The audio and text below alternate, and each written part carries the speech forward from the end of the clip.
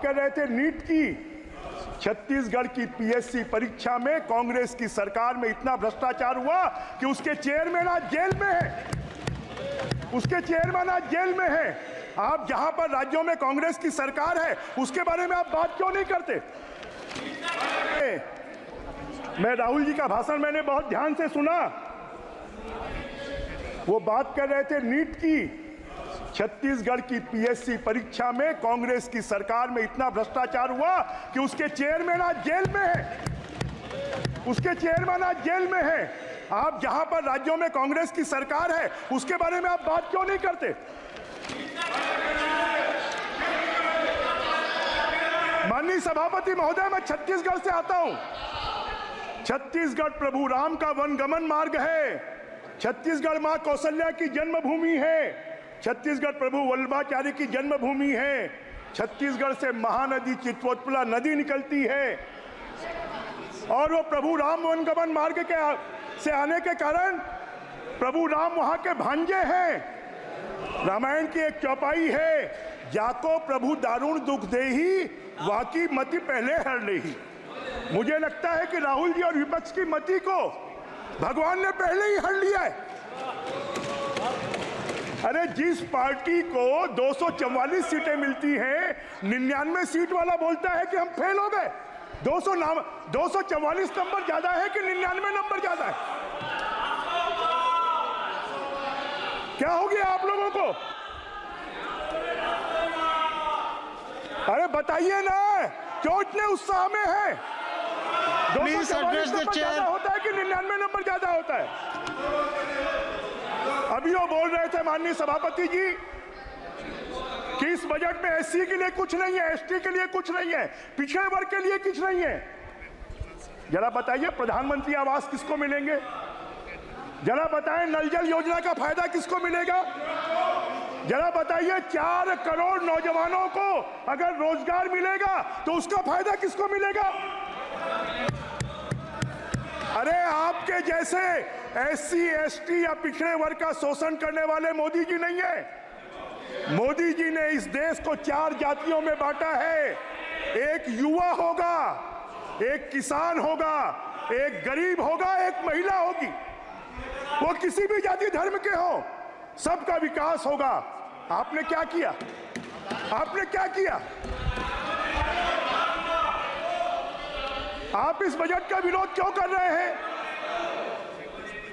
क्योंकि इस देश का विकास पसंद नहीं है, किसानों का विकास पसंद नहीं है, इनको महिलाओं का विकास पसंद नहीं है, इनको युवाओं का विकास पसंद नहीं है, इनको देश की सीमाओं का विकास पसंद नहीं है। इनको पसंद है तो खाली 1 परिवार, 2 परिवार, 4 परिवार, 5 परिवार का विकास पसंद है।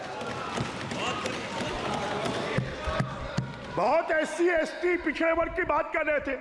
राहुल जी आप क्यों बन गए प्रतिपक्ष के नेता? आपने क्यों किसी एससी एसटी को नहीं बनाया? क्या कांग्रेस में कोई एससी एसटी जीत कर नहीं आया? किसी पिछड़े वर्ग को आपने क्यों नहीं बनाया? क्यों नहीं बनाया?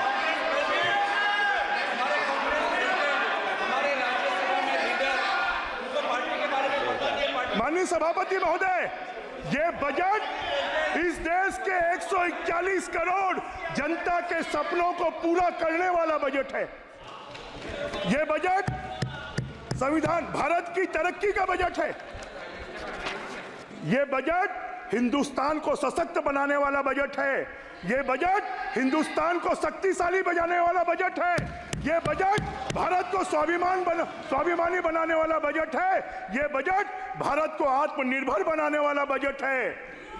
मेरे को लगता है कि शायद सीतारमण जी ने जो बजट की किताब दी, उस किताब को आपने पढ़ा नहीं, और अगर पढ़ा है तो आपको दृष्टि दोष है।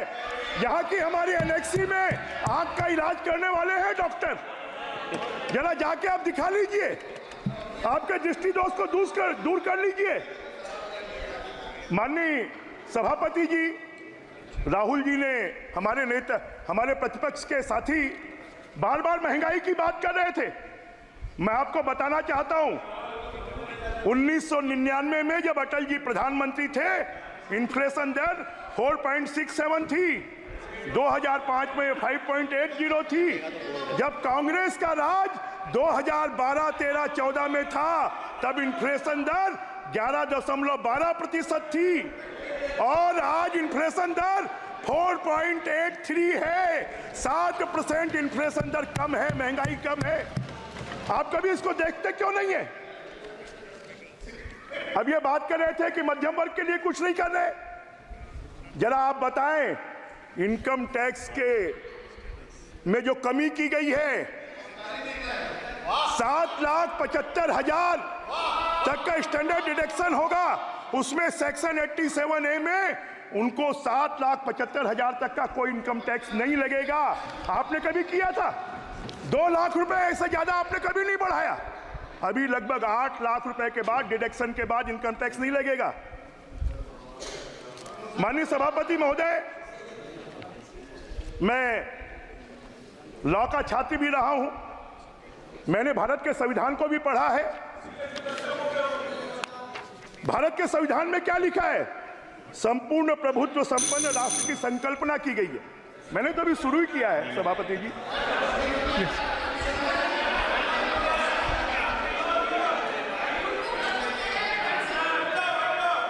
अरे चीन से चंदा लोगे उससे काम नहीं चलेगा। चीन से चंदा लेने का काम करते हो, उसके अलावा कोई काम नहीं करते हो।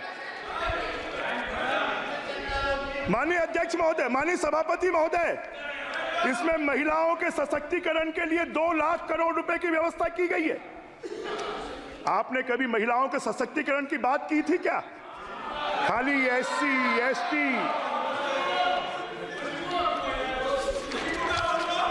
माननीय सभापति महोदय, ये राहुल गांधी जी छत्तीसगढ़ गए थे। इन्होंने वहां का कांग्रेस के पार्टी का घोषणा पत्र जारी किया। उस घोषणा पत्र में कहा कि हर महिला को 500 रुपए महीने का देंगे। क्या हुआ? आपने नहीं दिया। आज छत्तीसगढ़ की हमारी सरकार 1,000 रुपए महीना महिलाओं को दे रही है, 12,000 रुपए साल का दे रही है। Please conclude the speech. माननीय सभापति महोदय, मैं please conclude the speech. 2 minute में मैं अपनी बात समाप्त करूंगा। माननीय सभापति महोदय, ये भारत की कल्पना टुकड़ों टुकड़ों में करते हैं। ये भारत की कल्पना पार्ट में करते हैं। अगर टोटल में कोई भारत की परिकल्पना करता है तो नरेंद्र मोदी जी करते हैं, भारतीय जनता पार्टी करती है। हम विकसित भारत बनाने के लिए यहां पर काम कर रहे हैं। क्यों? आपके 60 साल में आपने कभी धारा 370 हटाई? आपने अयोध्या में प्रभु राम भगवान का मंदिर बनाया? आपने कभी कश्मीर में पत्थरबाजी खत्म की? अरे साउथ पोल में विश्व का कोई देश नहीं जा पाया। अगर चंद्रमा के साउथ पोल में कोई गया तो हमारा भारत गया। उस पर आपको भी गर्व होना चाहिए। हमारी अर्थव्यवस्था जो 11वें नंबर पर थी उसको 5वें नंबर पर और 3रे नंबर पर लाने वाले कोई है तो नरेंद्र मोदी जी हैं। आपके बस की बात नहीं है। अरे भारत में अगर कोई हमला करता है तो उसके घर में घुसकर जाकर जवाब देने वाले कोई हैं तो हमारे नरेंद्र मोदी जी हैं। अगर कंडक्टर चिप्स का निर्माण कोई कर सकता है तो हमारे नरेंद्र मोदी जी के राज्य में हो सकता है। भारत में 5G आ सकता है तो नरेंद्र मोदी जी के राज में आ सकता है। अगर भारत में प्रतिदिन 2 महाविद्यालय खुल सकते हैं तो मोदी जी के राज में खुल सकते हैं। भारत में प्रतिदिन 30 किलोमीटर सड़क बन सकती है तो मोदी जी के राज में हो सकते हैं। 5 राज्यों में किसान क्रेडिट कार्ड बनाने की योजना लाई है।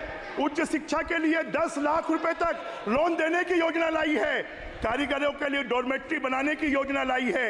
वेतनभोगी कर्मचारियों के लिए मानक कटौती 50,000 से बढ़ाकर 75,000 कर दी है। पेंशन भोगियों के लिए 15,000 से बढ़ाकर 25,000 करोड़ कर दी है। प्रधानमंत्री आवास में 3 करोड़ आवास बनेंगे। अभी मैं सुन रहा था, आपने कभी दिया क्या? राजीव जी के राज में 12,000 रुपए मिलते थे प्रधानमंत्री आवास के लिए, आज 2.5 लाख रुपए मिल रहे हैं। शहरी आवास के लिए 1 करोड़ शहरी आवास बनाए जाएंगे। अरे आपने चांद में तिरंगा नहीं लहराया, मोदी जी ने चांद में भी तिरंगा लहरा दिया।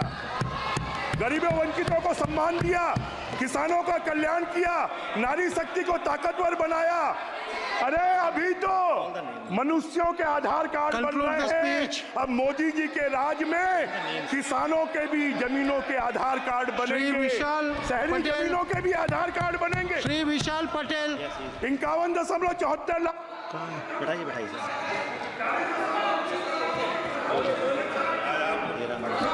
इस अवसर के लिए धन्यवाद अध्यक्ष महोदय। महोदय, मैं और मेरे निर्वाचन क्षेत्र के लोग बहुत ध्यान से